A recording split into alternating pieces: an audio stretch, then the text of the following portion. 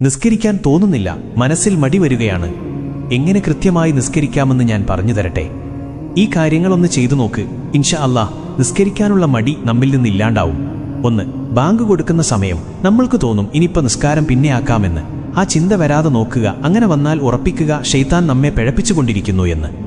2. പരമാവധി ബാങ്ക് കൊടുത്ത സമയത്ത് തന്നെ വുളു എടുക്കാൻ ശ്രമിക്കുക. 3. നിസ്കാരം ഒരു ഭാരമായി കാണാതിരിക്കുക. കാരണം നാളെ നമ്മുടെ ഖബറിലെ കൂട്ടുകാരൻ നിസ്കാരമാണ്. പിണക്കി വിട്ടാൽ ഖബറിലൊന്ന് തിരിഞ്ഞു നോക്കാൻ നിന്റെ കൂടെ നടക്കുന്ന ആരും കാണൂല, അതോർക്കുക. 4. സ്വർഗത്തിന്റെ താക്കോൽ നിസ്കാരമാണ് എന്ന് റസൂലോര് തന്നെ പറഞ്ഞതാ. അതെപ്പോഴും ഓർമ്മയിലുണ്ടാവുക. അതിനർത്ഥം ആ താക്കോൽ ഇവിടെ നിന്ന് കരസ്ഥമാക്കാത്തവർ സ്വർഗം മോഹിക്കേണ്ട. 5. കുറച്ചു കഴിഞ്ഞു നിസ്കരിക്കാം എന്ന് തോന്നുന്ന സമയം. ഖബർ, മഹ്ശറ, വിചാരണ ദിവസം, സിറാത്ത്, നരകം, ഈ സ്ഥലത്തൊക്കെ നമ്മൾ ഒറ്റക്കാണ് എന്ന ബോധം എപ്പോഴും മനസ്സിലുണ്ടാവുക. 6.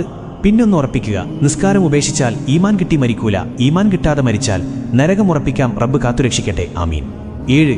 എപ്പോഴും ഓർമ്മയിലുണ്ടാവുക, ഈ വഖത്ത് ഒഴിവാക്കിയാൽ ഒരുപക്ഷെ അടുത്ത വഖത്ത് ഒഴിവാക്കാൻ നീ ഉണ്ടാവില്ല എന്ന്. നിസ്കാരം ഒഴിവാക്കുന്നവർക്ക് ആയുസ് കുറയും, ദാഹിച്ചു മരിക്കും, ഖബറിൽ തീ നിറക്കപ്പെടും, സ്വർഗത്തിന്റെ വാസന പോലും കിട്ടില്ല. 8. എപ്പോൾ നിസ്കാരം ഒഴിവാക്കണം തോന്നുമ്പോഴും ഓർത്തോ, നീ നിസ്കാരം ഒഴിവാക്കി സമ്പാദിക്കുന്നതൊന്നും നിനക്ക് ഉപകാരപ്പെടില്ല, നഷ്ടങ്ങളല്ലാതെ. 9. റബ്ബിനോട് ഇടക്ക് ദുആ ചെയ്യുക, മനസ്സ് നന്നാക്കി തരാനും നിസ്കാരത്തിൽ കൂടുതൽ ശ്രദ്ധ കിട്ടാനും.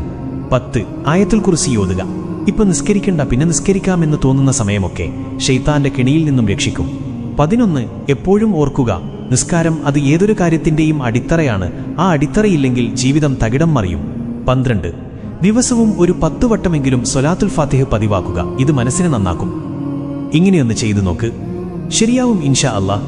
മറ്റുള്ളവർക്കും ഇത് അയച്ചു കൊടുക്കണേ ഹബീബേ. ചിലപ്പോൾ നിങ്ങൾ കാരണം അവരും നന്നായാലോ, നിങ്ങൾക്കും അതിന്റെ പ്രതിഫലം കിട്ടില്ലേ? അല്ലാഹു നമ്മുടെ അമലുകളെല്ലാം സ്വീകരിക്കട്ടെ, ആമീൻ യാ റബ്ബൽ ആലമീൻ. അസ്സലാമു അലൈക്കും വറഹ്മത്തുള്ളാഹി വബറകാതുഹു.